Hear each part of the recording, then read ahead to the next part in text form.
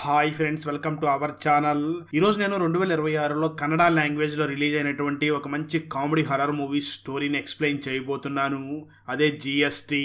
Time waste చేయకుండా స్టోరీలోకి వెళ్ళిపోదాం. Now let's start our video.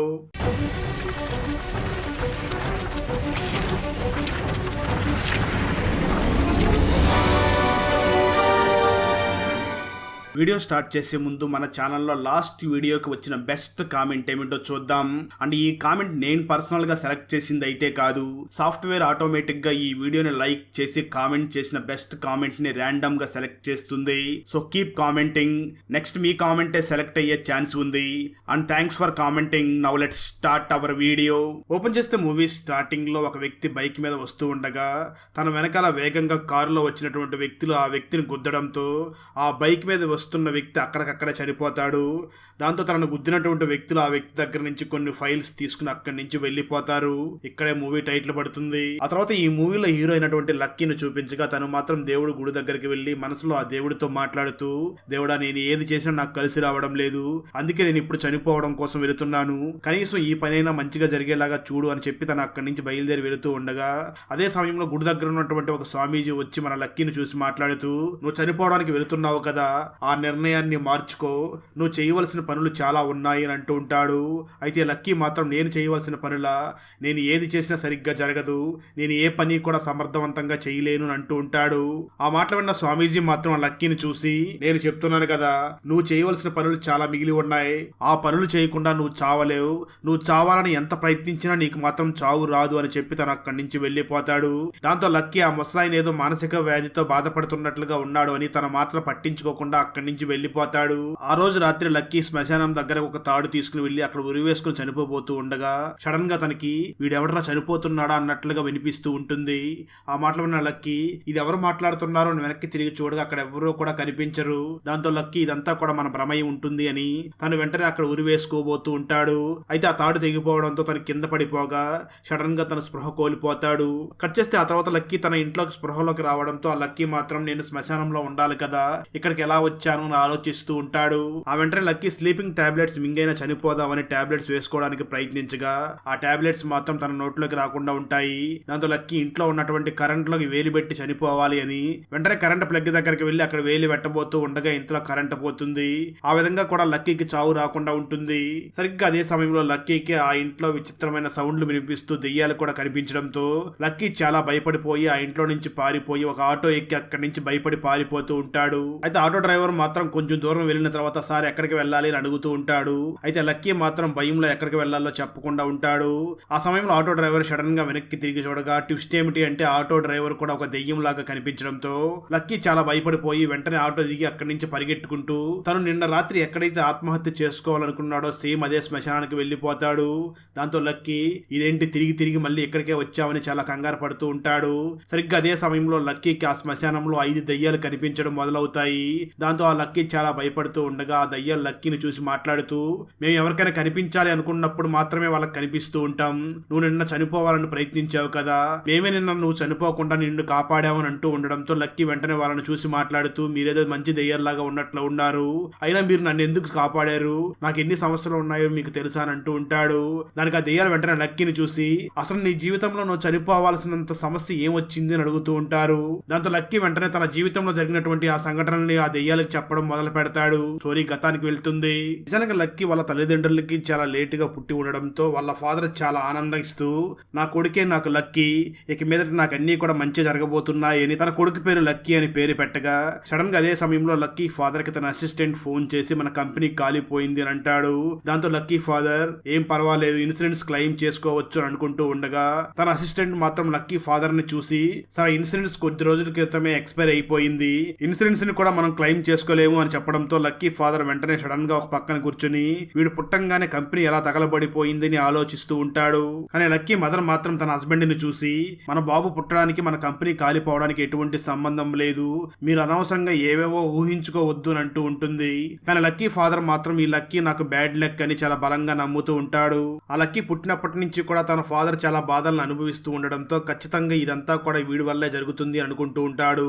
ఆ తర్వాత లక్కీ పెరిగి పెద్దవాడై స్కూల్ కి వెళ్లే సమయం రాగా లక్కీ ఫాదర్ వెంటనే లక్కీని స్కూల్లో జాయిన్ చేయించడం కోసం స్కూల్ దగ్గరికి తీసుకుని వెళ్ళగా ఆ స్కూల్ బిల్డింగ్ ఒక్కసారిగా కూలిపోతుంది. దాంతో లక్కీ ఫాదర్ వెంటనే తన వైఫ్ దగ్గరికి వెళ్లి మాట్లాడుతూ జరిగిందంతా చెప్పగా తన వైఫ్ మాత్రం తన హస్బెండ్ ని చూసి మాట్లాడుతూ, ఏమంటే ఆ స్కూల్ బిల్డింగ్ ఎప్పుడో పాతది, అది కూలిపోయింది, దానికి నా కొడుకుకి ఎటువంటి సంబంధం లేదు, నువ్వు మాత్రం నా కొడుకుని తప్పుగా చూడొద్దు అంటే తన కొడుకు లక్కీని చూసి ఒకసారి వెళ్లి టీవీ ఆన్ చేయనంటుంది. లక్కీ వెంటనే వెళ్లి టీవీని ఆన్ చేయబోతూ ఉండగా ఆ టీవీ ఒక్కసారిగా పేలిపోతుంది. అది చూసినటువంటి లక్కీ ఫాదర్, చూసావు కదా వీడు పెద్ద అన్లక్కీ ఫెలో, వీడి వల్ల నాకు చాలా నష్టాలు జరుగుతున్నాయి, వీడు చాలా దురదృష్టవంతుడు అని తన కొడుకైనటువంటి లక్కీని తన ఫాదర్ చాలా తీవ్రంగా తిడుతూ ఉంటాడు. అయితే లక్కీ మదర్ మాత్రం తన హస్బెండ్ ని చూసి, మీరెందుకు మాటి మాటికి నా కొడుకుని తిడతారు, దీనికి నా కొడుకుకి ఎటువంటి సంబంధం లేదు, మీరు నా కొడుకుని తిట్టొద్దు అంటూ లక్కీని చాలా సపోర్ట్ చేస్తూ ఉంటుంది. ఆ తర్వాత లక్కీ పెరిగి పెద్ద అయిన తర్వాత తన ఫాదర్ వెంటనే లక్కీ ఒక షాప్ పెట్టించాలి అని ఒక షాప్ పెట్టించి దాన్ని ఓపెనింగ్ చేయబోతూ ఉంటాడు. లక్కీ ఆ షాప్ దగ్గరికి వచ్చి నేను లోపలికి వెళ్తే ఏమైనా అవుతుందేమో అని ఆలోచిస్తూ లోపలికి వెళ్లకుండానే బయట నిలబడి ఉండడంతో అందరూ కూడా లక్కీని లోపలికి రా అని పిలుస్తూ ఉంటారు. దాంతో లక్కీ చాలా భయపడుతూనే వెంటనే ఆ షాప్ లోపలికి అడుగు పెట్టగా సడన్ గా అదే సమయంలో టీవీలో ఒక న్యూస్ వస్తూ ఉంటుంది. దేశంలో కరోనా బాగా పెరిగిపోయింది, సో రేపటి నుంచి ఎవరో కూడా షాపులు ఓపెన్ చేయడానికి వీలు లేదు అని అనౌన్స్ చేస్తూ ఉంటారు. దాంతో లక్కీ ఫాదర్, ఈ షాప్ పెట్టడం వల్ల నాకు చాలా లాస్ వచ్చింది, ఇదంతా కూడా వీడి వల్లే జరిగింది, వీడి వల్ల జీవితంలో నేను చాలా కష్టాలు పడుతున్నాను, ఈ నెట్టి పరిస్థితుల్లో ఇంట్లో మాత్రం ఉండకూడదు అని ఆ లక్కీ ఫాదర్ చాలా గొడవ చేస్తూ ఉంటాడు. అయితే లక్కీ మదర్ మాత్రం తన కొడుకుని సపోర్ట్ చేస్తూ, మీరు నా కొడుకుని మీకు దురదృష్టంగా భావిస్తూ ఉంటే నేను కూడా నా కొడుకుతో పాటు బయటికి వెళ్ళిపోతాను అని తన కొడుకుతో పాటు బయటికి వెళ్లి తన హస్బెండ్ ని చూసి మాట్లాడుతూ, ఇక్కడ జరుగుతున్న వాటికి నా కొడుకుకి ఎటువంటి సంబంధం లేదు, మీరు అనవసరంగా నా కొడుకుని అపార్థం చేసుకుంటున్నారు అని అంటూ ఉంటుంది. సరిగ్గా అదే సమయంలో రోడ్డు మీద వెళ్లి ఉండగా వెళ్ళని లారీ గుద్దడానికి వస్తూ ఉంటుంది. అది గమనించినటువంటి లక్కీ మదర్ వెంటనే లక్కీని కాపాడబోయి తను అక్కడే యాక్సిడెంట్ లో చనిపోతుంది. దాంతో లక్కీ మరియు లక్కీ ఫాదర్ ఇద్దరు కూడా చాలా బాధపడి ఏడుస్తూ ఉండగా లక్కీ ఫాదర్ మాత్రం, ఈ రోజు నా భార్య చనిపోవడానికి కారణం నా కొడుకే, ఇక మీదట నువ్వు ఈ ఇంట్లో ఉండొద్దు అని లక్కీని తిడుతూ అక్కడి నుంచి బయటికి పంపించేస్తాడు. దాంతో లక్కీ కూడా చాలా బాధపడుతూ అక్కడి నుంచి తన ఫ్రెండ్ దగ్గరికి వెళ్లిపోయి అక్కడే జీవిస్తూ ఉంటాడు. ఆ తర్వాత ఒక రోజు లక్కీకి, మన లైఫ్ లో మనకి ఏది కూడా కలిసి రావడం లేదు, ఇక మీదట మనం ఇక్కడ జీవించి ఉండడం కంటే చనిపోవడం బెస్ట్ అని చెప్పి తను చనిపోవడానికి ఆ విధంగా ప్రయత్నం చేసి ఉంటాడు. అలా జరిగిందంతా కూడా లక్కీ తన కనిపిస్తున్నటువంటి ఆ దెయ్యాలకి చెప్తూ, నా సంగతి సరే, మీరందరూ ఎలా దెయ్యాలుగా మారారు, మీరు నాకెందుకు ఇలా కనబడుతున్నారు అని అడుగుతూ ఉంటాడు. దానికి వాళ్ళు వెంటనే లక్కీని చూసి మాట్లాడుతూ, మాకు కొన్ని కోరికలు తీరలేదు, అందుకే మేము దెయ్యాలుగా మారాం, మిగతా వాళ్ళకి కోరికలు తీరిపోయి ఉంటాయి, అందుకే నీకు వాళ్ళెవరో కనిపించడం లేదు, కేవలం మేము మాత్రమే కనిపిస్తున్నాము అని అంటూ ఉంటారు. దాంతో లక్కీ వెంటనే తనకు కనిపిస్తున్నటువంటి తండ్రి కొడుకులు దెయ్యాలు, అలాగే ఒక యంగ్ బాయ్ దెయ్యం, ఒక అమ్మాయి దెయ్యం, ఒక బామ్మ దెయ్యం, మొత్తం 5 దెయ్యాలు కనిపిస్తూ ఉంటాయి. దాంతో లక్కీ వాళ్ళని చూసి మాట్లాడుతూ, మీరు చనిపోయే అంతగా మీకు వచ్చినటువంటి సమస్యలు ఏమిటో ఒక్కొక్కరుగా చెప్పండి అని అంటూ ఉంటాడు. దాంతో అక్కడ ఉన్నటువంటి తండ్రి కొడుకుల్లో తండ్రి దెయ్యం మాట్లాడుతూ, నాకు ఒక కూతురు కూడా ఉంది, నా కూతురుని నేను డాక్టర్ని చెయ్యాలి అని ఎంతో ఆశపడ్డాను, అయితే ఒకరోజు నేను నా కొడుకు బైక్ మీద వస్తూ ఉండగా కొంతమంది తాగుబోతులు వచ్చి మా బైక్ ని గుద్దేశారు, దాంతో మేము అక్కడికక్కడే చనిపోయాం, నేను చనిపోయిన తర్వాత నా కుటుంబ బాధ్యతలను మోస్తూ నా కూతురు ఒక పెట్రోల్ బంక్ లో పనిచేస్తుంది, నేను నా కూతుర్ని డాక్టర్ చేయాలనుకున్నాను కానీ అలా చేయలేకపోయాను, అందుకే నేను దెయ్యం అయ్యి ఈ విధంగా ఇక్కడే తిరుగుతున్నాను అని అంటూ ఉంటాడు. ఆ తర్వాత అక్కడ ఉన్నటువంటి యంగ్ బాయ్ దెయ్యం తన గతాన్ని చెప్పడం మొదలు పెడతాడు. నిజానికి కరోనా సమయంలో తనకు కరోనా రావడంతో తనను తీసుకుని వెళ్ళి ఒక హాస్పిటల్లో అడ్మిట్ చేయగా ఆ హాస్పిటల్ ఖర్చుల కోసం తన తల్లిదండ్రులు తన ఆస్తి మొత్తం కూడా అమ్మి హాస్పిటల్లో డబ్బులు కడుతూ ఉంటారు. అలా తన హాస్పిటల్లో ట్రీట్మెంట్ చేయించుకుంటూ ఉండగా సరిగ్గా అదే సమయంలో ఒక పెద్ద పొలిటీషియన్ కూడా అదే హాస్పిటల్లో జాయిన్ అవుతాడు. కానీ అక్కడ ఒకే ఒక్క సిలిండర్ ఉంటుంది. దాంతో ఈ సిలిండర్ ని ఎవరికి పెట్టాలి అని బాగా ఆలోచించినటువంటి డాక్టర్స్ వెంటనే పొలిటీషియన్స్ ముఖ్యమని మన వాడుకున్నటువంటి ఆక్సిజన్ సిలిండర్ ని తీసి పొలిటీషియన్ కి పెట్టడంతో పొలిటీషియన్ బతుకుతాడు, మనవాడు ఆ విధంగా చనిపోయి ఉంటాడు. అయితే తన కొడుకును బతికించుకోవడం కోసం తన తల్లిదండ్రులు ఊర్లో ఉన్న పొలం మొత్తం కూడా అమ్మేసి ప్రజెంట్ బ్రతకడం కోసం కూడా తన తల్లిదండ్రులు చాలా ఇబ్బందులు పడుతూ కూలీ పనులు చేసుకుని బ్రతుకుతూ ఉంటారు. దాంతో ఆ యంగ్ బాయ్ దెయ్యం చాలా బాధపడుతూ, నేను అందుకే ఇక్కడ దెయ్యం లాగా తిరుగుతున్నాను అని లక్కీకి చెప్తూ ఉంటాడు. ఆ తర్వాత అక్కడ ఉన్నటువంటి అమ్మాయి అయినటువంటి శిల్ప తన స్టోరీని చెప్పడం మొదలు పెడుతుంది. నిజానికి శిల్ప ఒక మోడల్ అయి ఉండగా తను మోడల్ అయి ఉండడంతో చాలా డబ్బులు సంపాదిస్తూ ఉంటుంది. అయితే శిల్ప మాత్రం తను సంపాదిస్తున్నటువంటి డబ్బుల్ని కొంచెం కూడా ఎంజాయ్ చేయదు. కానీ ఆ శిల్ప అత్తామామలు మాత్రం చాలా బాగా ఎంజాయ్ చేస్తూ బాగా ఫుడ్ తింటూ ఉంటారు. శిల్పకు కూడా బాగా తినాలి అనుకుంటూ ఉంటుంది. కానీ అయితే శిల్పకు మాత్రం నువ్వు ఎక్కువ ఫుడ్ తినకూడదు, లావ్ అయిపోతావు, అప్పుడు నీ కెరీర్ కూడా మంచిగా ఉండదు అని కనీసం మనశ్శాంతిగా తినేయకుండా తనని చాలా ఇబ్బంది పెడుతూ ఉంటారు. ఉంటారు. దాంతో ఈ శిల్ప రాత్రి సమయంలో ఒక రోజు బిర్యానీ బుక్ చేసుకుని సీక్రెట్ గా తింటూ ఉంటుంది. అప్పుడే తన అత్తామామలు లోపలికి వచ్చి నువ్వు ఈ విధంగా తినకూడదు అని, నువ్వు ఈ విధంగా ఎప్పుడు పడితే అప్పుడు బిర్యానీలు తింటే నీ కెరీర్ పాడైపోతుంది, నువ్వు ఒక మంచి మోడల్ గా ఉండాలి అంటే ఇలా తినకూడదు అని తనకు ఒక టాబ్లెట్ వేసి పడుకోబెడుతుంది. శిల్ప అత్తయ్య రెగ్యులర్ గా శిల్పకి ఒక టాబ్లెట్ ని వేస్తూ ఉంటుంది. అయితే ఆ టాబ్లెట్ రియాక్షన్ వల్ల ఒక రోజు శిల్ప రాత్రి నిద్రలోనే చనిపోయి ఉంటుంది. ఆ తర్వాత లక్కీ వెంటనే అందరూ వాళ్ళ స్టోరీని చెప్పారు. ఈ బామ్మ మాత్రం చెప్పలేదు అని. బామ్మ మీరు ఎలా చనిపోయారో మీ స్టోరీని చెప్పండి అని అడుగుతాడు. దాంతో బామ్మ వెంటనే తన స్టోరీని చెప్పడం మొదలు పెడుతుంది. నిజానికి ఈ బామ్మకు ఒక కొడుకు ఉంటాడు. అయితే ఆ కొడుకు భార్య అంటే ఈ బామ్మ కోడలు మాత్రం, ఈ బామ్మ కోడలకి ఆరోగ్యం చెడిపోయి ఎప్పుడూ మంచానికే పరిమితమై ఉంటుంది. ఈ బామ్మ కొడుకు మాత్రం తన భార్యని అలాగే తన అమ్మని తన పిల్లల్ని మంచిగా చూసుకోవాలి అని చాలా కష్టపడుతూ ఉంటాడు. అదే సమయంలో కరోనా రావడంతో తన బామ్మ కొడుకు ఆటోని ఓవర్ టైం కూడా నడుపుతూ చాలా కష్టాలను అనుభవిస్తూ ఉంటాడు. ఆ కరోనా సమయంలోనే నేను కూడా చనిపోయాను అని అంటుంది. ఆ మాట విన్న లక్కీ వెంటనే ఆ బామ్మను చూసి ఇక్కడ ఉన్న వాళ్ళందరూ కూడా వాళ్ళు ఎందుకు చనిపోయారో చాలా క్లియర్ గా చెప్పారు, నువ్వు మాత్రం ఎందుకు ఎలా చనిపోయావో క్లియర్ గా చెప్పడం లేదు అని అడుగుతూ ఉంటాడు. దాంతో బామ్మ వెంటనే తను ఎలా చనిపోయిందో మళ్ళీ చెప్పడం మొదలు పెడుతుంది. దాంతో ఆ బామ్మ వెంటనే కొంచెం సంకోచిస్తూ తను ఎలా చనిపోయిందో చెప్పడం మొదలు పెడుతుంది. ఆ బామ్మ కొడుకు కరోనా సమయంలో ఆటోని నడపకుండా చేస్తూ ఉండడంతో కుటుంబాన్ని పోషించడం కోసం చాలా కష్టపడుతూ ఉంటాడు. సరిగ్గా అదే సమయంలో బామ్మకి ఒక రోజు గొంతులో నసనసగా ఉంటుంది. అప్పుడే బామ్మకి కరోనా రాకుండా ఉండాలి అంటే రెగ్యులర్ గా శానిటైజర్ ని చేతికి రాసుకుంటూ ఉండాలి అని చెప్పినటువంటి వార్తను విని నాకెందుకు గొంతులో నసనసగా ఉంది అంటే కరోనా నాకు కూడా వచ్చినట్లుగా ఉంది, ఇప్పుడు నేను నా కొడుక్కి భారం అవ్వకూడదు, శానిటైజర్ చేతికి రాసుకుంటే కరోనా రావడం లేదు కదా, అదే నోట్లోకి తాగేస్తే నాకు కరోనా కూడా రాకుండా కరోనా తగ్గిపోతుంది అనే శానిటైజర్ తాగేసి ఉంటుంది. ఆ విధంగా ఆ బామ్మ చనిపోయి ఉంటుంది. ఈ విషయం విన్నటువంటి అక్కడ ఉన్న దయ్యాలన్నీ కూడా నవ్వుతూ ఉంటాయి.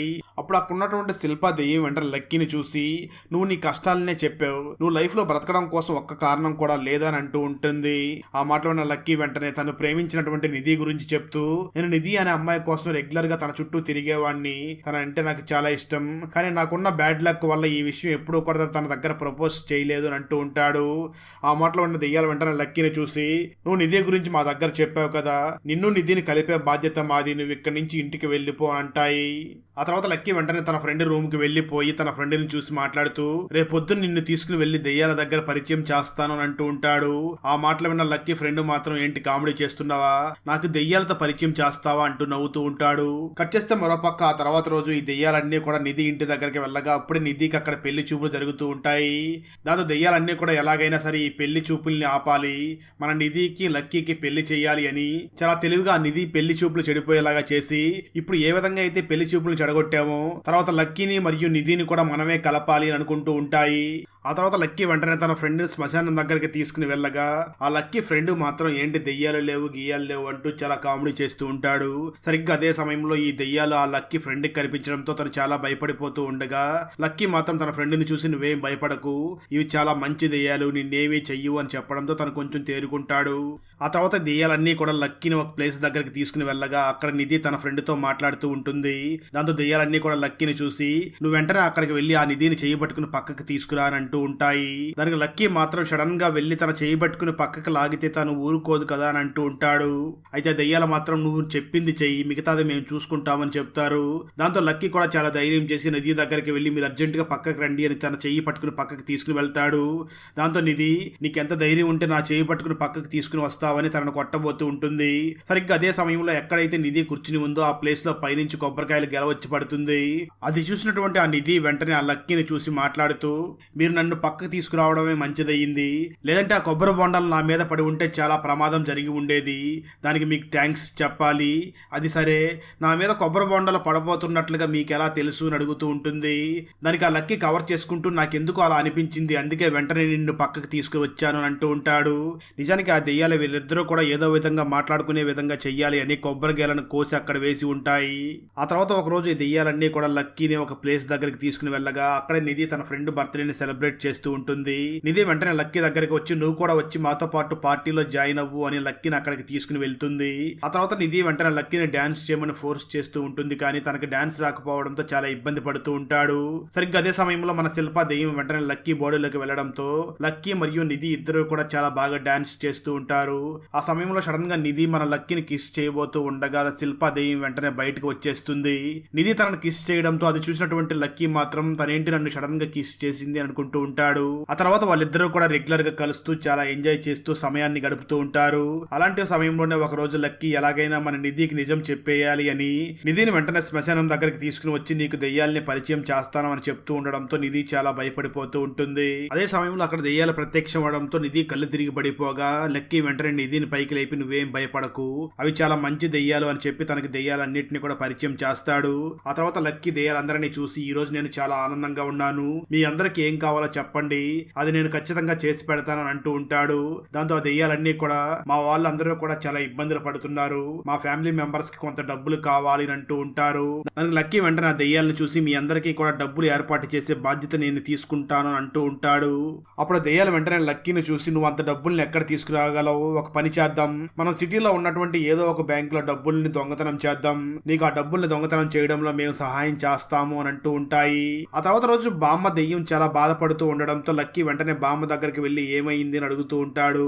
దానికి అప్పుడు ఆ బామ్మ సమాధానం చెప్తూ నా కొడుకు కుటుంబాన్ని పోషించడం కోసం చాలా అప్పులు చేశాడు, తీసుకున్న డబ్బులు తిరిగి ఇవ్వమని చెప్పి అప్పు ఇచ్చిన వాళ్ళు ఇంటి దగ్గరికి వచ్చి గొడవలు చేస్తున్నారు, నా కొడుకు చాలా బాధల్లో ఉన్నాడు, కానీ ఇంట్లో నేను కొంత డబ్బుల్ని దాచిపెట్టాను, ఆ డబ్బుల్ని నేను ఇంట్లో ఎక్కడ దాచిపెట్టాను మీకు చెప్తాను, మీరు మా ఇంటికి వెళ్లి ఆ డబ్బులు తీసి నా కొడుకుకి ఇవ్వండి అని అంటూ ఉంటుంది. దాంతో లక్కీ అండ్ గ్యాంగ్ వెంటనే కరోనా కంట్రోల్ చేసే వాళ్ళు లాగా ఆ బామ్మ వాళ్ళ కొడుకు ఇంటి దగ్గరికి వెళ్లి మీరు అందరూ కూడా బయటికి వెళ్ళండి, ఇంటి లోపల మేము క్లీన్ చేసి వస్తామని చెప్పి ఇంటి లోపలికి వెళ్లి ఆ బామ్మ ఎక్కడ డబ్బులు పెట్టిందో ఆ డబ్బుల్ని బయటికి తీసుకుని వస్తారు. ఆ సమయంలో అప్పు ఇచ్చిన వాళ్ళు ఆ బామ్మ కొడుకుతో చాలా గొడవ చేస్తూ ఉండడంతో లక్కీ వెంటనే డబ్బులు తీసి ఆ బామ్మ కొడుకు ఇచ్చి డబ్బులు ఇచ్చి మీ అప్పు తీర్చుకోండి అని అంటాడు. దాంతో ఆ బామ్మ కొడుకు వెంటనే లక్కీని చూసి తమ్ముడు ఎవరు నువ్వు, నా ఇంటికి వచ్చి నాకే ఎందుకు అప్పిస్తున్నావు అని అడుగుతూ ఉంటాడు. దానికి లక్కీ సమాధానం చెప్తూ మీ అమ్మగారు బ్రతికి ఉన్నప్పుడు మా అమ్మగారికి చాలా సహాయం చేసింది, అందుకే ఆ సహాయాన్ని తీర్చడం కోసమే ఇక్కడికి వచ్చాను, ఈ డబ్బులు మీవే తీసుకోండి అని చెప్పి తనకిచ్చి అక్కడి నుంచి వెళ్లిపోతాడు. ఆ తర్వాత లక్కీ దెయ్యాలందరికీ కూడా వాళ్ళ ఇంట్లో డబ్బులు ఇస్తానని మాట ఇచ్చాడు కదా, అందుకే ఆ డబ్బుల్ని దొంగతనం చేయడం కోసం ఒక బ్యాంక్ ని టార్గెట్ చేసి దెయ్యాలతో కలిసి ప్లానింగ్ చేస్తూ ఉంటాడు. అయితే ఆ సమయంలో ఆ దెయ్యాల్లో ఉన్నటువంటి 3 దెయ్యాలు మాత్రం మాకు ఈ బ్యాంక్ లో దొంగతనం చేయడం ఇష్టం లేదు, ఎందుకంటే ఈ బ్యాంక్ లో చాలా పేదవాళ్ళు డబ్బులు దాచుకుని ఉంటారు, ఇక్కడ మనం దొంగతనం చేసుకుంటే ఆ పేదవాళ్ళకి అన్యాయం జరుగుతుంది కదా అని అంటూ ఉంటారు. లక్కీ వెంటనే వాళ్ళని చూసి మీరేం కంగారు పడకండి, మనం బ్యాంక్ లో దొంగతనం చేస్తే బ్యాంక్ ఇన్సూరెన్స్ ఉంటుంది, కాబట్టి ఈ బ్యాంక్ లో డబ్బులు ఉన్నటువంటి పేదవాళ్ళకి ఎటువంటి ప్రమాదం లేదు అని అంటూ ఉంటాడు. అయినప్పటికీ ఆ దెయ్యాలు మాత్రం బ్యాంక్ లో దొంగతనం చేయడానికి వీలు లేదు అని అంటూ ఉంటాయి. సరిగ్గా అదే సమయంలో ఇక్కడికి ఒక దెయ్యం ఎంట్రీ ఇస్తుంది. ఆ దెయ్యం మరెవరో కాదు, మనకు మూవీ స్టార్టింగ్ లో ఒక వ్యక్తి బైక్ మీద వెళుతూ ఉండగా తనని ఎవరో యాక్సిడెంట్ చేసి చంపేశారు కదా, ఆ వ్యక్తి దెయ్యంగా మారి వీళ్ళ దగ్గరికి వస్తాడు. ఆ దెయ్యం వెంటనే వీళ్ళందరినీ చూసి మాట్లాడుతూ ఇందాకటి నుంచి మీ అందరినీ కూడా నేను గమనిస్తున్నాను, మీ సమస్య ఏమిటి, ఈ బ్యాంక్ లో దొంగతనం చేస్తే పేదవాళ్ళకి అన్యాయం జరుగుతుందనే కదా మీ బాధ, కానీ ఈ బ్యాంకులో వద్దు, నేను చెప్పినటువంటి ఒక బ్యాంకులో దొంగతనం చేయండి, ఆ బ్యాంకులో దొంగతనం చేస్తే పేదవాళ్ళకి ఎటువంటి ప్రమాదం ఉండదు, ఎందుకంటే ఆ బ్యాంకులో బాగా డబ్బులు ఉన్న వాళ్ళు వాళ్ళ బ్లాక్ మనీని తీసుకువచ్చి అక్కడ డిపాజిట్ చేస్తూ ఉంటారు, కాబట్టి మీరు అక్కడ దొంగతనం చేస్తే పేదవాళ్ళకి ఎటువంటి ప్రమాదం ఉండదు. నేను ఇదంతా కూడా ఎలా చెప్పగలుగుతున్నాను అంటే నేను చనిపోక ముందు ఆ బ్యాంక్ లోనే పనిచేసేవాడిని, అప్పుడే నాకు ఆ బ్యాంక్ లో జరుగుతున్నటువంటి ఫ్రాడ్ గురించి మొత్తం తెలుసుకుని ఈ విషయం పై అధికారులకు చెప్పడం కోసం బయలుదేరగా నా గురించి తెలుసుకున్నటువంటి ఆ బ్యాంక్ లో ఉన్న వాళ్ళు నాకు యాక్సిడెంట్ చేసి చంపేశారు అని తన స్టోరీ మొత్తం కూడా ఈ దెయ్యాల దగ్గర ఆ దెయ్యం చెప్తూ ఉంటుంది.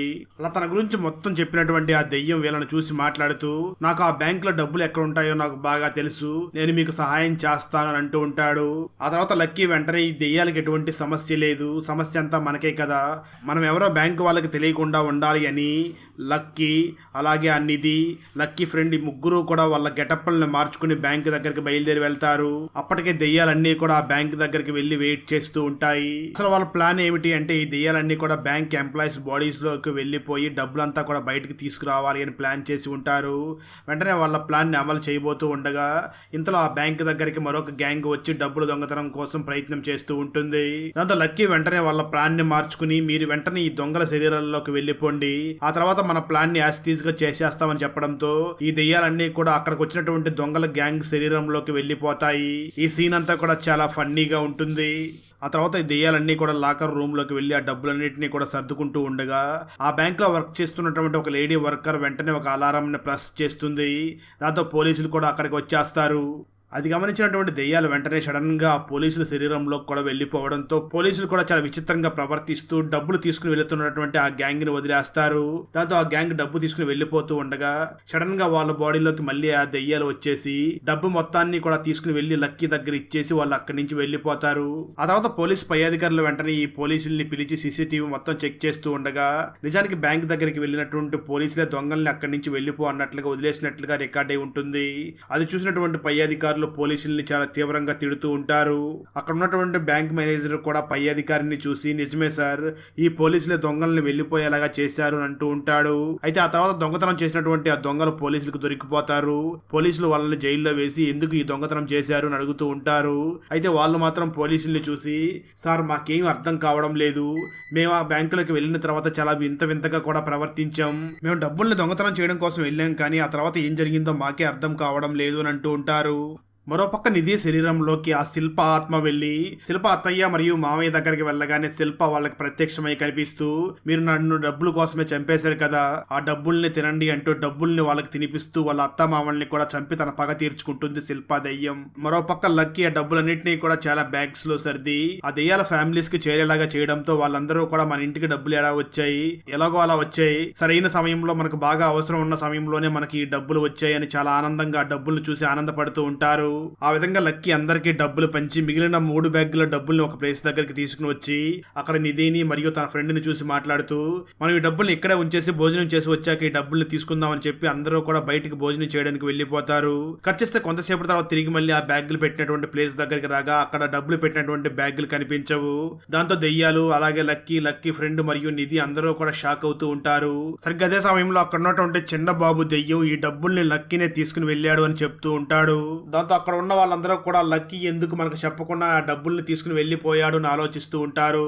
సరిగ్గా అదే సమయంలో ఆ దెయ్యం వాళ్ళందరినీ చూసి మాట్లాడుతూ లక్కీ ఆ డబ్బుల్ని తన సొంత ప్రయోజనాల కోసం ఏమి తీసుకుని వెళ్ళలేదు, ఈ డబ్బులు తీసుకుని వెళ్లి బయట చాలా మంది అనాథులు ఉన్నారు కదా వాళ్ళందరికీ కూడా తను సహాయం చేసి వచ్చాడు అని అంటూ ఉంటాడు. ఆ మాటలో ఉన్న మిగతా దెయ్యాలందరూ కూడా లక్కీని చూసి నీకోసం కొద్దిగా కూడా డబ్బులు ఉంచుకోలేదని అడుగుతూ ఉంటాయి.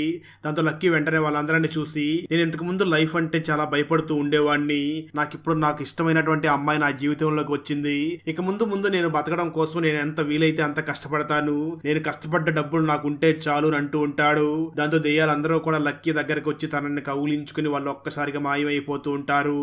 లక్కీ వెంటనే వాళ్ళని చూసి ఏమైంది, ఎందుకు సడన్ గా కనిపించకుండా పోతున్నారు అని అంటూ ఉండగా ఆ దెయ్యాలన్నీ కూడా లక్కీని చూసి ఈ రోజు మా కోరికలు తీరిపోయాయి, మాకు ముక్తి లభిస్తుంది, అందుకే మేము మాయమయ్యి వెళ్ళిపోతున్నాం, లక్కీ నీ మనసు మంచిది, నీకెప్పుడు కూడా మంచి జరుగుతుంది అని లక్కీని దీవించి వాళ్ళందరూ కూడా అక్కడి నుంచి మాయమయ్యి వెళ్ళిపోతారు.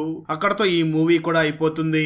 బాగా ధనవంతురాలైనటువంటి ఎలీషా ఎలా చనిపోయింది, ఈ ఎలీషా నార్మల్ గానే చనిపోయిందా లేదా తనని ఎవరైనా హత్య చేశారా, ఎలీషా తన ఆస్తి మొత్తాన్ని కూడా నమ్రత పేరు మీద ఎందుకు రాసింది, ఈ నమ్రతనే ఎలీషాని నిజంగా చంపిందా లేదా ఎలీషా ఇంట్లో పనిచేసే పని మనిషే చంపేశాడా, ఆర్థిక ఇబ్బందులతో బాధపడుతున్నటువంటి నమ్రత ఎలీషా చనిపోవడానికి ముందు ఒక కారు షోరూమ్కి వెళ్ళి టెస్ట్ డ్రైవ్ ఎందుకు చేసింది, కరోనా సమయంలో డాక్టర్స్ ఇలా కూడా ప్రవర్తించారా, చివరికి లాయర్ మాయా ఆ ఎలీషా మరణం వెనక దాగి ఉన్న రహస్యాన్ని కనిపెట్టిందా లేదా అన్నదే 2025లో తమిళ్ లాంగ్వేజ్లో రిలీజ్ అయినటువంటి ద వెర్డిక్ట్ మూవీ స్టోరీ. ఈ తమిళ్ ఫుల్ మూవీ స్టోరీని తెలుగులో వినాలి అనుకుంటే ఈ వీడియో డిస్క్రిప్షన్లో ఉన్న లింక్ని క్లిక్ చేసి చూడండి. Thanks for watching friends. Video నచ్చినట్లయితే లైక్ చేసి ఒక చిన్న కామెంట్ చేస్తే మాకు నెక్స్ట్ వీడియో చేయడానికి ఎంకరేజింగ్ గా ఉంటుంది. అలాగే ఛానల్ని సబ్స్క్రైబ్ చేసి పక్కనే ఉన్న బెల్ ఐకాన్ని క్లిక్ చేసి సపోర్ట్ చేయండి. Thanks for watching. జై హింద్.